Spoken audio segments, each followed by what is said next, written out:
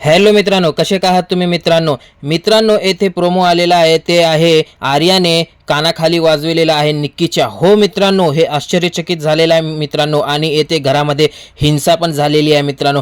काय आहे पूर्ण माजरा या व्हिडिओमध्ये मी तुम्हाला सांगणार आहे सविस्तर माहिती। तर व्हिडिओवर नवीन आहात तर व्हिडिओला लाईक करा आणि चॅनलला सबस्क्राइब करा मित्रांनो। स्वागत आहे तुमचं ऑल रिव्ह्यू मध्ये।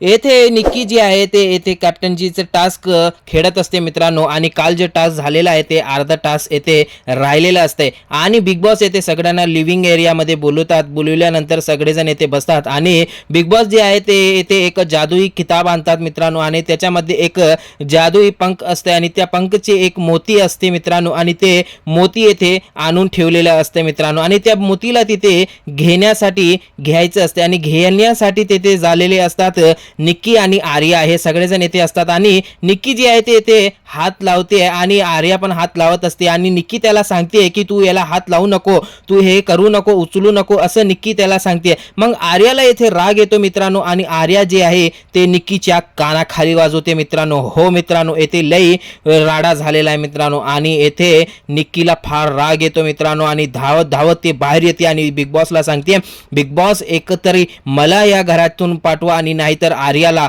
दोनामधून एक जण या घरामध्ये राहील असं निक्कीचं म्हणणं आहे मित्रांनो।